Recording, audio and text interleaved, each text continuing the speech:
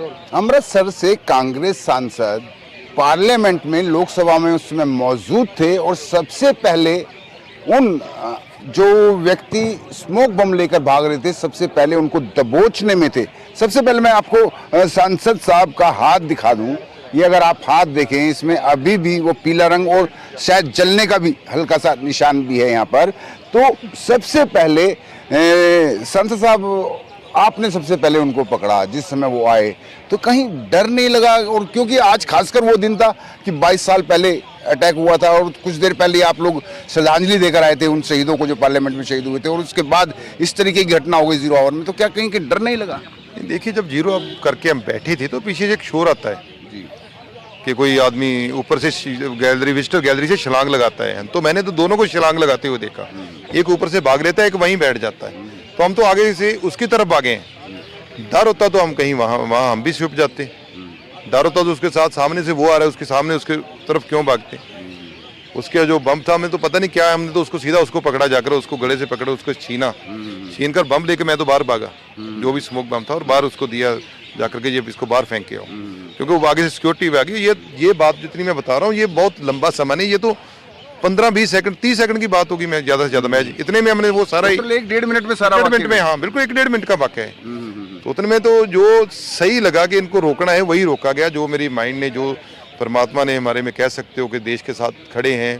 Parliament के ऊपर जो हमला है, पार्लियामेंट गौरव के ऊपर हमला है, और हमें मेरे को ये जरूर चिंता थी कि ये जो MP बैठे हो, क्योंकि सब में भगदड़ थी उस समय, तो एक ऐसे हो गया ना कि हमला हो गया, तो इनको कैसे तरीके से रोकना है।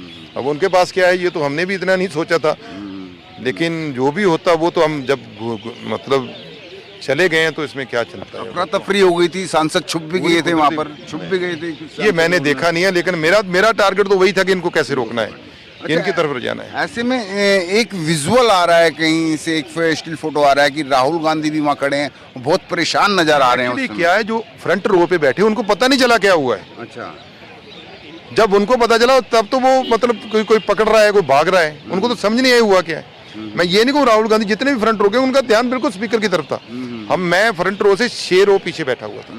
मैंने जब मेरा ध्यान उसके ऊपर ज्यादा सीधा चला गया, तो मैं तो उसी तरह छोड़ के सब कुछ वहां भागा उसकी तरफ। ये इनको कैसे भी रोका है, क्योंकि ये स्पीकर की तरफ बढ़ रहे हैं, तो ये हमारे सांसदों की तरफ बढ़ रहे हैं, क्योंकि पीछे खाली थे पेज। संसद में घुसपैठ करने के मामले में अब तक 5 लोग गिरफ्तार हो चुके हैं। मुख्य आरोपी सागर शर्मा और मनोरंजन D की मदद करने वाले भी पुलिस के हत्थे चढ़ गए हैं। आरोपी जूते में स्मोक बम छुपाकर संसद पहुंचा था।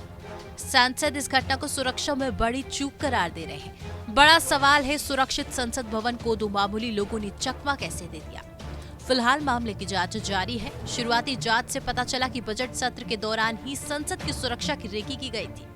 सूत्रों के हवाले से बताया गया कि यहां से आरोपियों को पता चला कि संसद की सुरक्षा में तैनात सुरक्षा कर्मी आने वाले लोगों से जूते उतारने के लिए नहीं कह रहे हैं या चेक नहीं कर रहे। घटना के दौरान संसद में मौजूद सांसदों ने भी कहा कि आरोपी जूते में से बम जैसा कुछ निकाल रहे थे। कांग्रेस सांसद गुरजीत सिंह औजला ने बताया, वो जब आगे से कूदा तब हम आगे बैठे हुए थे और 0 आवर का लास्ट टाइम था।